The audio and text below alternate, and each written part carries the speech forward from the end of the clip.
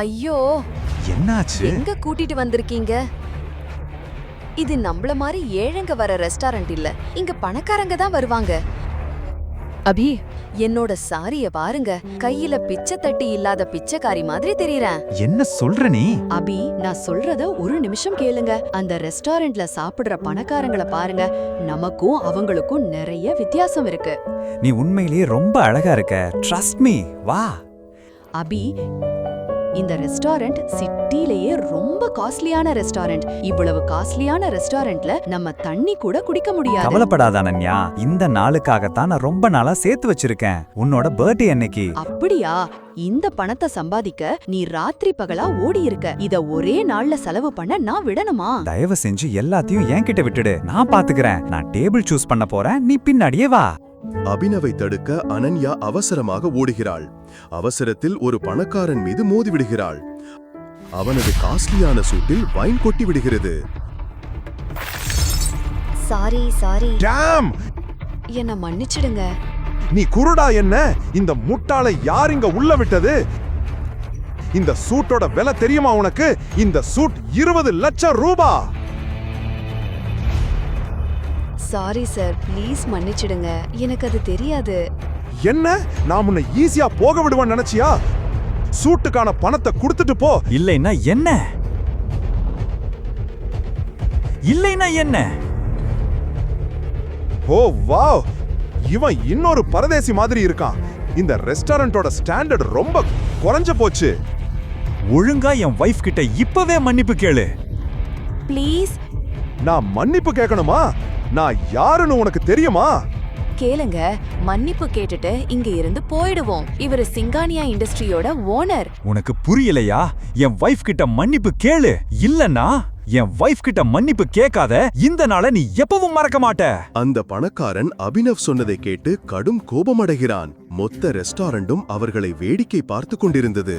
நான் இந்த சிட்டியோட மிக பெரிய வைர வியாபாரி. மக்கள் செல்வாக்கு, பணம், மினிஸ்டர்ஸ் எல்லாரும் என் பாக்கெட்ல இருக்காங்க. நான் நினைச்சா ஒரே சொடுக்குல நீங்க இருந்த இடம் தெரியாம அழிக்க முடியும். நான் ஒரு விரல சுடுக்குனா போதும், உன்னோட மொத்த பிசினஸும் தரமட்டமாயிடும். அந்த மனிதர் அபினவ் என்ன சொல்ல வருகிறான் என்பதை புரிந்து கொள்வதற்கு முன்பே அபினவ் தன் போனை எடுத்து யாருக்கோ ஒரு மெசேஜ் அனுப்பினான். அடுத்த நொடியே அந்த பணக்காரனுக்கு ஒரு கால் வந்தது. அவன் அதிர்ச்சி அடைந்தான். வாட்? டாட், இதெல்லாம் எப்படி சாத்தியம்?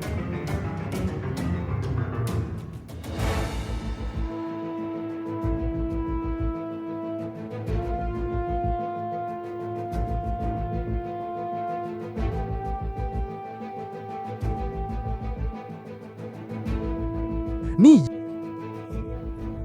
எப்படி இத செஞ்ச?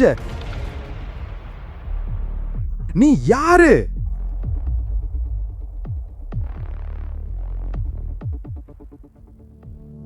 அபினவ் ஒரு ஏழை மருமகன். வேலைக்காரனைப் போல வீட்டு வேலைகள் அனைத்தையும் செய்தான். இன்று அவன் யாரையோ பார்க்க போக வேண்டியிருந்தது. ஆனால் அவன் மாமியார் ஷர்மிளா அவனுக்காக வேறு சில திட்டங்களை வைத்திருந்தாள். ஹலோ யூஸ்லெஸ் மாப்ள, இங்க வந்து என் காலை பிடிச்சு விடு, ரொம்ப வலிக்குது. அத்தை, நான் அவசரமா ஒரு இடத்துக்கு போகணும். போயிட்டு வந்து உங்க காலை பிடிச்சு விடுறேன். ஏன் நில்ல? இன்னைக்கு வரைக்கும் நீ எதுவும் சம்பாதிக்க துப்பில்ல. என் பொண்ணு சம்பாதிக்கிற காசுல தான் நீ வாழற. நீ யாரையும் முக்கியமா பார்க்க போகணுமா? அப்போது அபினவின் மனைவி அனன்யா அங்கே வருகிறாள். இங்க என்ன நடக்குது? காலையில என்ன இவ்வளவு சத்தம்? காலையில நான் சத்தம் போடல, உன் யூஸ்லெஸ் ஹஸ்பண்ட் தான் சத்தம் போட வைக்கிறான். உன் முட்டாள் தாத்தா தான் இவனை உனக்கு ஃபோர்ஸ் பண்ணி கல்யாணம் பண்ணி வச்சுட்டாரு. அது மட்டும் என் இஷ்டப்படி நடந்திருந்தா அப்பவே இவனை உதைச்சு வெளியில தள்ளி இருப்பேன்.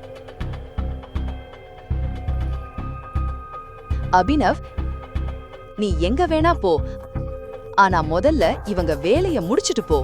இல்ல அனன்யா, ஐ எம் சாரி, நான் போயே ஆகணும். அவன் அங்கிருந்து கிளம்புகிறான். இதை பார்த்த ஷர்மிளாவின் கோபம் உச்சத்தை அடைகிறது. அபினவ் தன் மாமியாரின் கோபத்திலிருந்து எப்படி தன்னை காப்பாற்றப் போகிறான்? அபினவ் இன்று அவளின் கோபத்தால் பிரச்சனையில் சிக்கப் போகிறானா?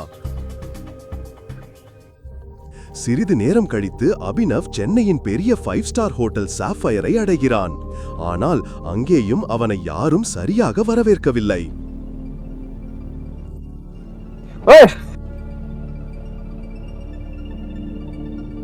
பிச்சைக்காரா, உன் பாக்கெட்ல ஒரு பைசா கூட இல்ல. எதுக்கு இங்க வந்த? சாப்பிடவா? இங்க தண்ணி வாங்கவே உன் வீட்டை எழுதி கொடுக்க வேண்டியிருக்கும். புரிஞ்சுதா? இப்போ இங்க இருந்து கிளம்பு. அபினவின் செருப்புகள் தேய்ந்து போயிருந்தன. அவனது சட்டை கிழிந்திருந்தது. ஹோட்டல் செக்யூரிட்டி அவனை தடுத்து நிறுத்தி அவனது நிழல் கூட ஹோட்டல் மீது விழவிடவில்லை. நான் இந்த ஹோட்டல் ஓனர் மிஸ்டர் அக்ரமா மீட் பண்ண வந்திருக்கேன். என்ன சொன்ன? அக்ரம் சார் உன்னை பார்க்க விரும்புறாரா? எங்க அக்ரம் சார் உன் மாதிரி ஆளை வச்சு பாத்ரூம் கூட கிளீன் செய்ய மாட்டாரு. புரிஞ்சுதா? அக்ரம் சாரை பார்க்கணும்னு சொல்றேன். சீக்கிரம் இங்கிருந்து கிளம்பு. செக்யூரிட்டி கார்ட்ஸ் அபினவை தள்ளிவிடும்போது அபினவை தனது முன்னாள் காதலி வைபவி தனது புதிய காதலனுடன் வருகிறாள். Hey guards.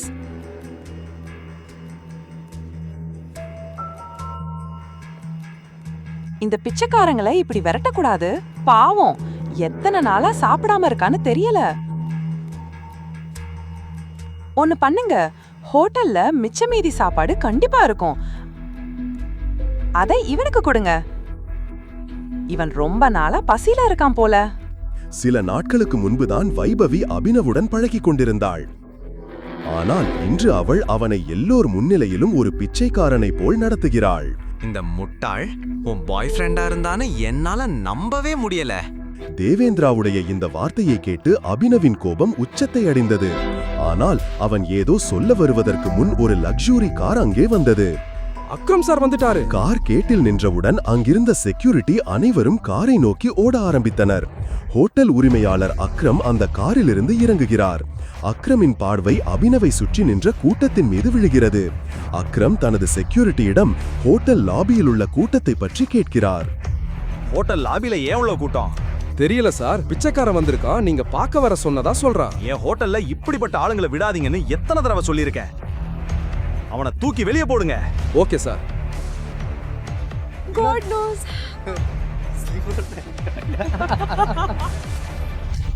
அக்ரம் சொன்னவுடன் 4 செக்யூரிட்டிகள் உடனடியாக அபினவை நோக்கி சென்றனர்.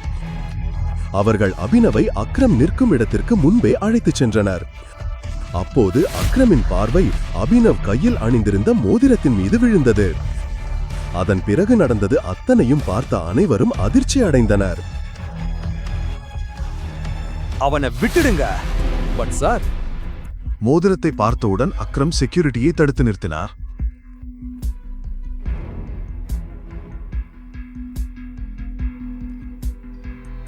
டைகர், அங்கே கோடீஸ்வரர் அக்ரம் அபினவின் காலில் விழுகிறார்.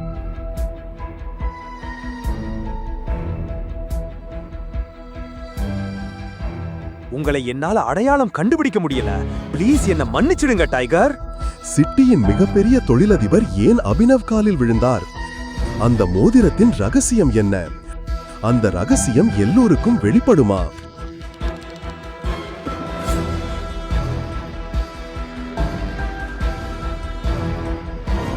ஏன் அபினவ் அக்ரமுடனான இந்த சந்திப்பை யாரிடமும் சொல்லவில்லை? காலையில் அபினவ் அனன்யாவுக்கு டிஃபன் கொடுக்க அவள் அலுவலகத்திற்கு வந்தபோது மக்கள் அங்கும் இங்கும் அலைமோதிக் கொண்டிருப்பதை பார்த்தான். ஆனால் இன்னும் தன் ஹெட்போனுடன் இசை உலகிலேயே இருந்தான்.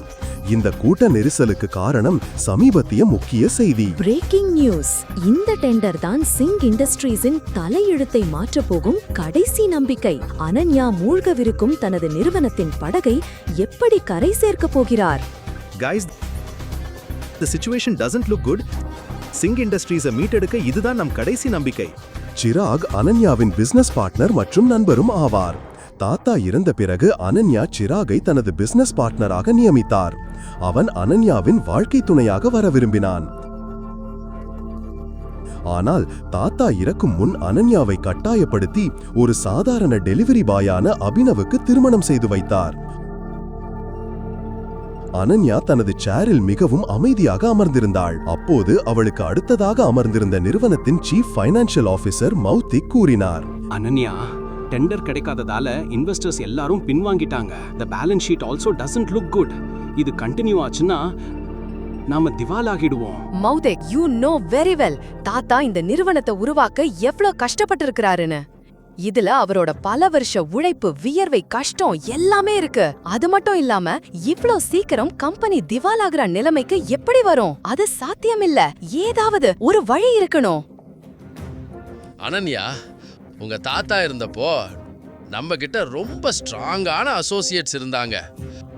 அதுக்கப்புறம் சிராகோட இன்ஸ்ட்ரக்ஷன்ஸ் படி நாங்க அவங்களோட டீல்ஸை ஸ்டாப் பண்ணிட்டோம். ஓ நவி சார், நாட் அகேன்.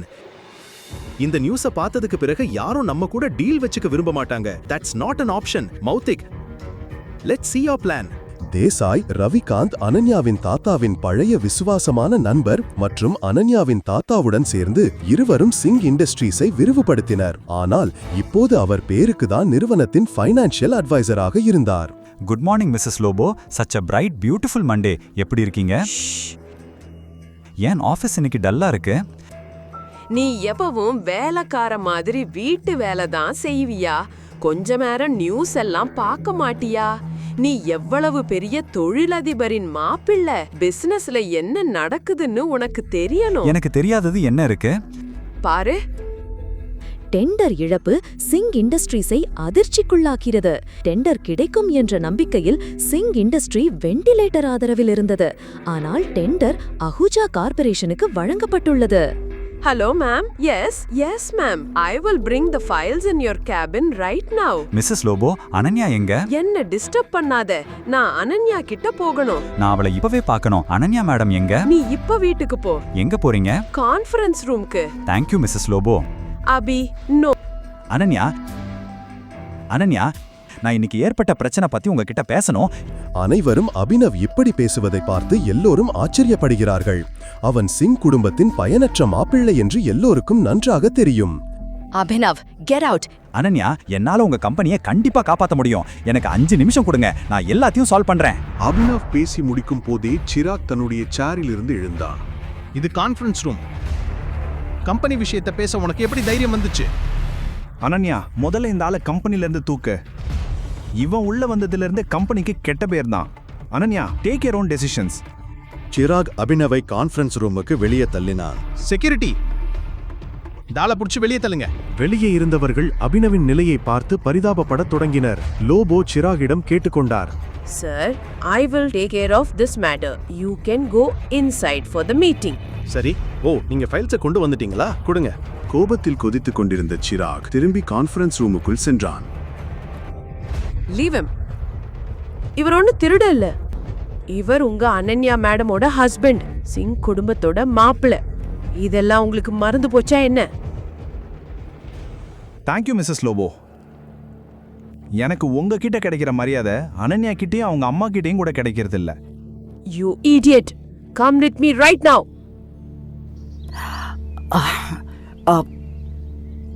இப்போ நீ கீழ கம்பெனிய இந்த நெருக்கடியில இருந்து காப்பாத்த முடியும்னு சொல்லிட்டு இருந்தேல்ல, எப்படின்னு சொல்லு.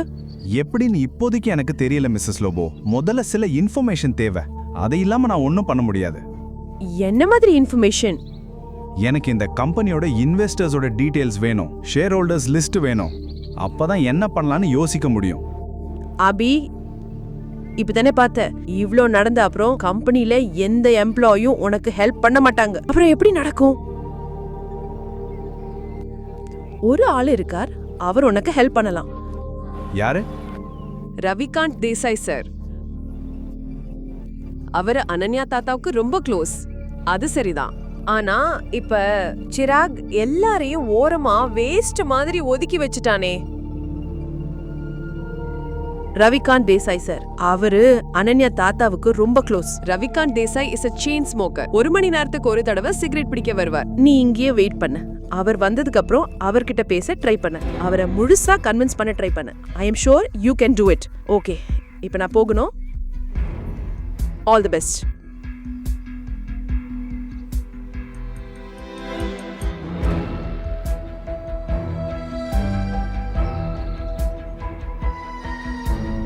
வணக்கம் மினிஸ்டர் சார், எப்படி இருக்கீங்க?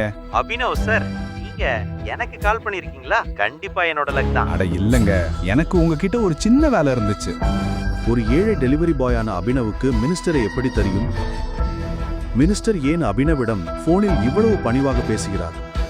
அபினவ் மினிஸ்டரிடம் ஏதோ சொல்லிக் கொண்டிருந்த போதுதான் ரவிகாந்த் தேசாய் அதாவது ரவிகாந்த் அந்த இடத்திற்கு வருகிறார். ஆமா மினிஸ்டர் சார், ஃபாரின் டீடைல்ஸ் எல்லாம் கண்டுபிடிங்க, எனக்கு திரும்ப கால் பண்ணுங்க. நான் இப்ப வச்சிடுறேன் சார்.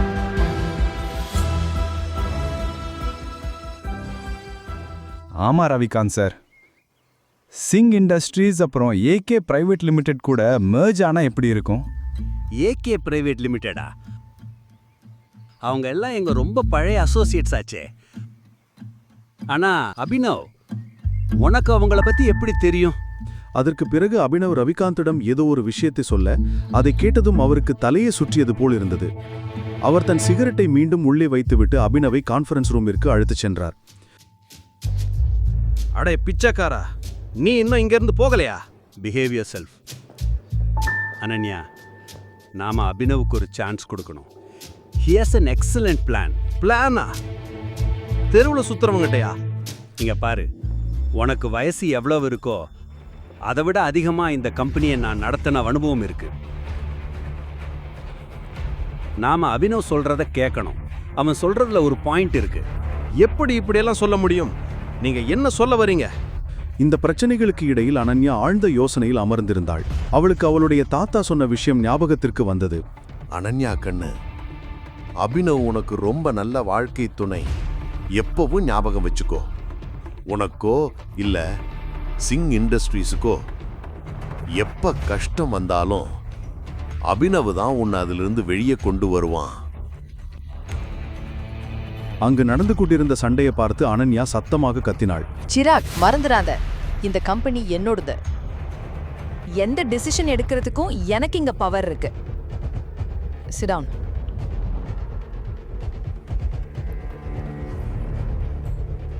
அபினவ், உட்காரு, காட்டு. சிராகை அனன்யா திட்டியதை பார்த்து அபினவுக்கு மிகவும் மகிழ்ச்சியாக இருந்தது. ரவிகாந்த் அபினவை தனக்கு அருகில் இருந்த சேரில் உட்கார வைத்தார். அதற்கு பிறகு அபினவ் தனக்கு முன் கிளாஸில் இருந்த தண்ணீரை ஒரே மூச்சில் குடித்தான். அனன்யா, எனக்கு முதல்ல கம்பெனியோட இன்வெஸ்டர்ஸ் டீடைல்ஸ் வேணும், ஷேர் ஹோல்டர்ஸ் லிஸ்ட் வேணும், அப்புறம் பேலன்ஸ் ஷீட் பார்க்கணும். அப்பதான் என்ன பண்ணான்னு யோசிக்க முடியும். This is too much. நாம இப்படி யாரோ ஒருத்தர்கிட்ட நம்ம கம்பெனியோட டீடைல்ஸை கொடுக்க முடியாது. மௌத்திக், லேப்டாப் பாஸ் பண்ணுங்க. இன்னும் இந்த கழுத பேசுறத கேட்டுக்கிட்டு இருக்கியா? போதும், நிறுத்து. Chirag, why don't you mind your language? ஏன் அபினவ் என் புருஷன்னு மறந்துடுற? 2 வருடத்தில் முதல் முறையாக அனன்யா அபினவிற்காக சண்டை போடுவதை பார்த்தான்.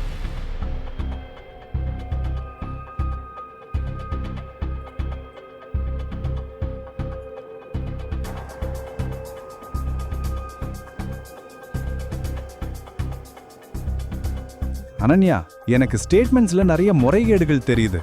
நம்ம இன்வெஸ்டர்ஸ் வெளியே போனதுக்கு ஒரு பேட்டர்ன் இருக்கு. பேலன்ஸ் ஷீட்ல நிறைய டிரான்சாக்ஷன்ஸ் இருக்கு. அதுல எனக்கு நிறைய சந்தேகம் இருக்கு. ஏதோ உளறிட்டு இருக்க. இதெல்லாம் வெறும் வாயால சொல்றதுதான். கம்பெனியை எப்படி திவாலாகாம காப்பாத்துவ? டவுன் ஆயிட்டு இருக்கிற ஷேர் வேல்யூஸை எப்படி கண்ட்ரோல் பண்ணுவ அபினவ்? அனன்யா, நாம கம்பெனியோட ஷேர்ஸை பைபேக் பண்ணணும். Brilliant idea. என்ன அபினவ், இதெல்லாம் நாங்க டிஸ்கஸ் பண்ணிருக்க மாட்டோம்னு நினைச்சியா? அபினவ், நம்ம கிட்ட ஃபண்ட்ஸ் எங்க இருக்கு? Yeah, right, okay. Let me make a call.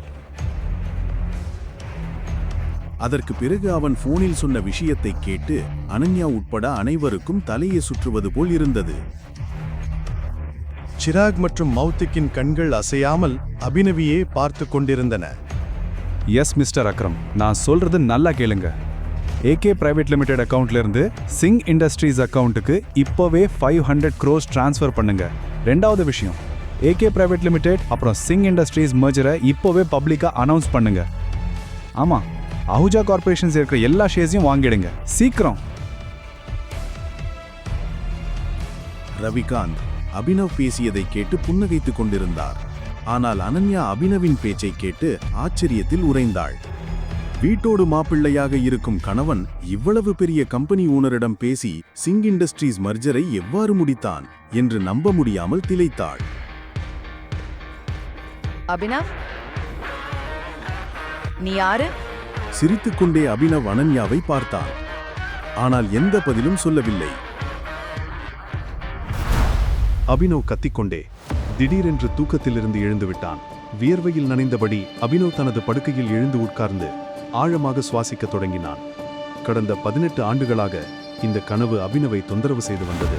Abhinav முதலில் தனது விரலில் அணிந்திருந்த மோதிரத்தை பார்த்தான். பின்னர் குளியலறை நோக்கி சென்றான். 18 வயதில் அவன் தனது செலவுகளை தானே ஏற்கத் தொடங்கினான்.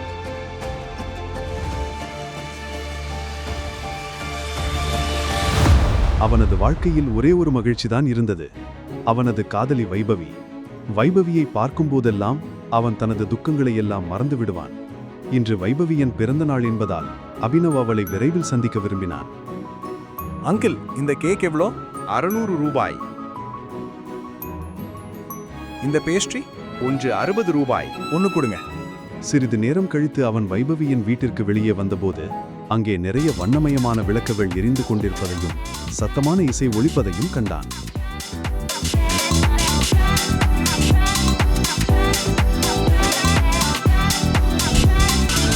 வைபவி, இதெல்லாம் என்ன? இவன் யார் வைபவி? தெரியலையா? இவன் டெலிவரி பாய். ஆனா நம்ம ஏற்கனவே கேக் ஆர்டர் பண்ணிட்டோமே, அப்புறம் எதுக்கு இந்த பேஸ்ட்ரி ஆர்டர் பண்ணின? ஓ, ஞாபகம் வந்துருச்சு. இவன் தானே நீ டேட்டிங் பண்ண டெலிவரி பாய்?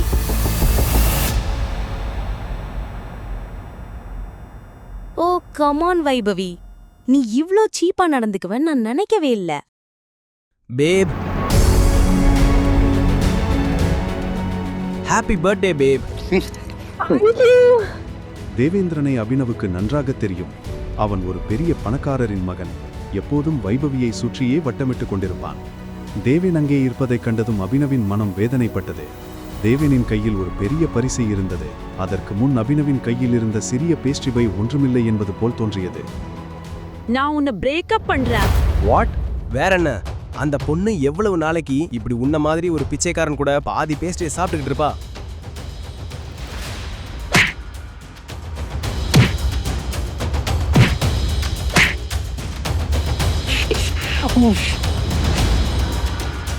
நீ செஞ்சது சரியில்லை வைபவி என்று சொல்லிவிட்டு அபினவ் அங்கிருந்து கிளம்பிவிட்டான். அவனது கண்களில் கண்ணீர் பெருகியது. அவனது இதயம் நொறுங்கி போயிருந்தது. ஒவ்வொரு முறை குடிக்கும் போதும் தேவேந்திரன் வைபவியின் கன்னங்களை முத்தமிடும் காட்சி அவன் கண்களுக்கு முன் வந்து போனது. இதற்கிடையில் அபினவ் சாலையில் மயங்கி கிடந்தபோது சன்னி சிங் தனது காரில் ஆத்திரத்துடன் அமர்ந்திருந்தான். சன்னி சிங்கின் சகோதரி அனன்யா அவனுக்கு பெரும் இடையூறாக மாறிவிட்டாள். சன்னி தனது தாத்தா ஹர்தேவ் பால் சிங்கின் நன்மதிப்பை பெறவும் அனன்யாவை தனது வழியிலிருந்து அகற்றவும் எதையும் செய்வான். இன்று அவன் தனது சகோதரிக்கு பாடம் புகட்ட தனது ஆட்களுடன் காரில் புறப்பட்டான்.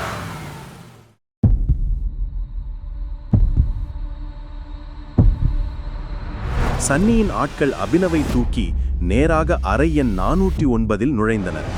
அவனோட ட்ரெஸ்ஸை கழட்டிட்டு அவனை பெட்ல படுக்க வை. அவன் ட்ரெஸ்ஸை கழட்டு என்று அவன் அவர்களிடம் மிக மெதுவாக சொன்னான். அங்கே சன்னியின் சகோதரி அனன்யா ஏற்கனவே உறங்கிக் கொண்டிருந்தாள். காலையில் அபினவ் புரண்டு படுத்தபோது அவனது கை ஒரு மென்மையான கையுடன் மோதியது. அபினவ் விழித்தெழுந்து பார்த்தான். அவன் ஒரு அந்நிய பெண்ணின் அருகில் படுத்திருந்தான்.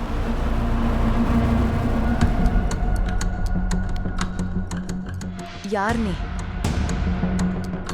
என்னோட ரூம்ல என்ன பண்ணிட்டு இருக்க? நீ என்ன பண்ண?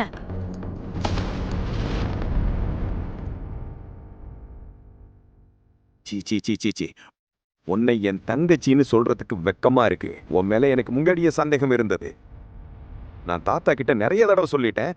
ஆனா அவர் ஒவ்வொரு தடவையும் என் அனன்யா அப்படி செய்ய மாட்டான்னு சொன்னாரு. ஆனா உங்க அனன்யா இப்படி செஞ்சுட்டான். கொஞ்ச நேரத்துல தாத்தாவுக்கு தன்னோட பேத்தி என்ன செஞ்சிட்டு இருக்காங்கிறத தெரிஞ்சிடும். இந்த லைவ் டெலிகாஸ்ட் காமிக்க நான் அவரை இங்க வர சொல்லியிருக்கேன். அண்ணா, எனக்கு தெரியாது. என்ன நம்புங்க. என்ன நடந்தது? இது எப்படி நடந்தது? இந்த பையன் யாருன்னு எனக்கு தெரியாது. எங்களுக்கு நடுவில் எதுவும் நடக்கல. அபினவ் விளக்கம் கொடுப்பதற்கு முன் சன்னியின் தாத்தா ஹர்தேவ் பால் சிங் அறைக்கு வந்துவிட்டார். அவர்களது உடை அவர்கள் மிக வசதியான மனிதர்கள் என்பதை உணர்த்தியது. அனன்யாவை இந்த நிலையில் கண்டதும் அவரது கண்கள் கோபத்தால் சிவந்து போயின. உன்கிட்ட நான் இதை எதிர்பார்க்கல அனன்யா. தாத்தா, நீங்க நினைக்கிற மாதிரி எதுவும் நடக்கல. உனக்கு நம்ம ரூல்ஸ் எல்லாம் நல்லாவே தெரியும். ஆனாலும் நீ அதை எல்லாத்தையும் மீறிட்ட. இல்ல தாத்தா, இல்ல. அப்புறம் அபினவின் பார்வை ஹர்தேவின் மீது பட்டபோது அவன் தனது கண்களுக்கு முன்னால் மரணத்தை கண்டது போல் உணர்ந்தான். நீ ஏன் பேத்திக்கு என்ன செஞ்சு வச்சிருக்க? இன்னைக்கிலிருந்து எங்க குடும்ப சட்டப்படி நீ சிங் குடும்பத்தோட மருமக. என்ன? ஆனா எங்களுக்கு நடுவுல எதுவுமே நடக்கலையே. தாத்தா, எதுவுமே நடக்கல. அப்படியா? எதுவும் நடக்கலையா? அப்போ இதெல்லாம் என்ன?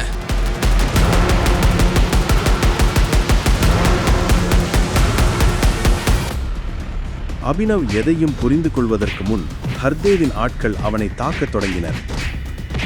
ஹர்தேவின் வயதை கருதி அபினவ் தன்னை கட்டுப்படுத்திக் கொண்டான். அனன்யா, இவனை ஹாஸ்பிட்டலுக்கு அனுப்பு. அவனும் சாயங்காலம் அக்ரமோட பார்ட்டிக்கு ரெடி ஆகட்டும். அப்புறம் அக்ரமோட பார்ட்டில இவன் உன் கூட கண்டிப்பா இருக்கணுங்கிறத ஞாபகம் வச்சுக்கோ.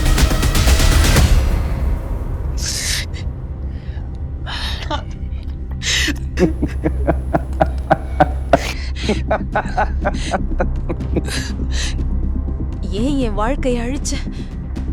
ஏன்? இந்த கேள்விக்கு அபினவிடம் எந்த பதிலும் இல்லை. அபினவ் பிறகு மாலை அக்ரமின் பார்ட்டிக்காக தயாராக ஆரம்பித்தான். அவன் ஹர்தேவ் பற்றி யோசித்துக் கொண்டிருந்தான். ஹர்தேவையும் அவனது ஆட்களையும் கண்டு அவனுக்கு பயமில்லை. ஆனால் அனன்யா ஏற்கனவே நிறைய பிரச்சனைகளில் இருந்ததால் தன்னால் அவளுக்கு மேலும் பிரச்சனைகளை ஏற்படுத்த அவன் விரும்பவில்லை. அபினவிடம் ஒரு பிளேசர் மட்டுமே இருந்தது. அதுவும் அவனது தந்தையுடையது. அது கிழிந்து சில இடங்களில் நூல் இழந்து இருந்தது. ஆனால் அபினவ் அதை அணியும் போது அதன் அழகு பிளேசரின் அனைத்து குறைபாடுகளையும் மறைத்தது. அபினவின் யூகம் சரிதான். அனன்யாவின் வீடு மிகவும் பிரம்மாண்டமாக இருந்தது. அவள் ஒரு பணக்கார குடும்பத்தைச் சேர்ந்த பெண். அனன்யாவின் செருப்பு அபினவ் ஒரு மாதம் சம்பாதிக்கும் பணத்தை விட அதிகம்.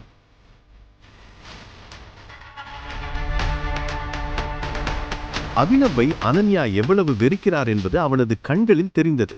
விருந்தில் அப்படிப்பட்ட முக்கிய நபர்களுக்கு மத்தியில் செல்வதற்கு அபினவும் பதட்டமாக இருந்தான். அந்த பதட்டத்தில் அவன் தன் தந்தையின் மோதிரத்தை விரலில் சுழற்றத் தொடங்கியது கூட அவனுக்கு தெரியவில்லை.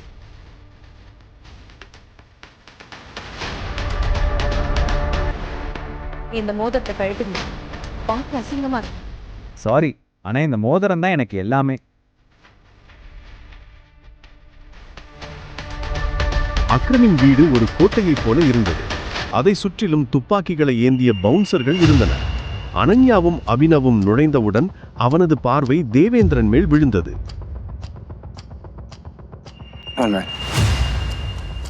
நீங்க என்ன பண்ற பாஸ்? அவர் என் கணவர். அனன்யா, உனக்கு பைத்தியம் பிடிச்சிருச்சா? இந்த தெருவுல சுத்துறவனுக்கிட்ட என்ன இருக்குன்னு அவனை போய் கல்யாணம் பண்ணிருக்க? உன் நாக்கு அடக்கு. அமைதியா இல்லனா என்ன பண்ணுவ? சொல்லு, நீ என்ன பண்ணுவ? தேவேந்திரனும் ஆத்திரமடைந்தான். அபினவ் அவன் மீது கையோங்க போகும்போது அவர்களின் சண்டையை பார்த்து விருந்து ஏற்பாட்டாளர் அக்ரம் அங்கே வந்தார். இங்க என்ன நடக்குது?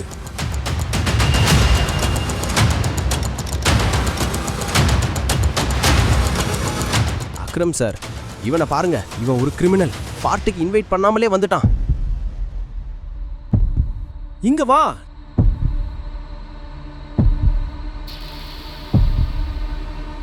நீ யாரு? இப்படி இங்க வந்த? ஆக்சுவலி அவர் என்னோட ஹஸ்பண்ட். அக்ரம் அனன்யாவை நம்பவில்லை. உன்னை இந்த பார்ட்டிக்கு யாரும் இன்வைட் பண்ணல. அதனால நான் போலீஸ் கூப்பிடுறதுக்கு முன்னாடி இங்க இருந்து வெளியில போயிரு. Thank you Akram sir. அனன்யா, நீயும் இந்த பிச்சைக்காரங்கிட்ட இருந்து தள்ளியே இரு. நில்லு.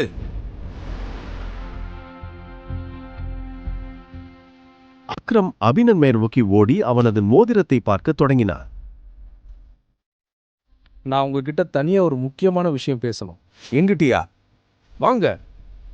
அக்ரம் அபினவின் கையை பிடித்துக்கொண்டு அவனை உள்ளே அழைத்து செல்ல ஆரம்பித்தான். அனன்யா, தேவேந்திரன், சன்னி மற்றும் விருந்திலிருந்த மற்றவர்கள் இதை பார்த்து ஆச்சரியப்பட்டனர். சிறிது நேரம் கழித்து அவர்கள் அக்ரமின் அறைக்கு வந்தவுடன் அக்ரம் கதவை மூடிவிட்டு அபினவின் அருகில் வந்து சொன்னார். உங்க மோதிரத்தை பார்க்கலாமா? எதுக்கு? பயப்படாதீங்க, நான் அதை கேட்க போறதில்ல. அது சும்மா பார்க்கணும், அவ்வளோதான். ப்ளீஸ்.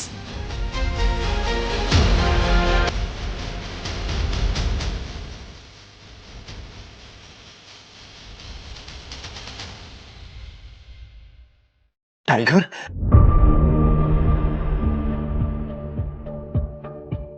டைகர். முழு கதையையும் கேட்டு மகிழ பாக்கெட் FM ஆப்பை டவுன்லோட் செய்யுங்கள். லிங்க் டிஸ்கிரிப்ஷனில் கொடுக்கப்பட்டுள்ளது.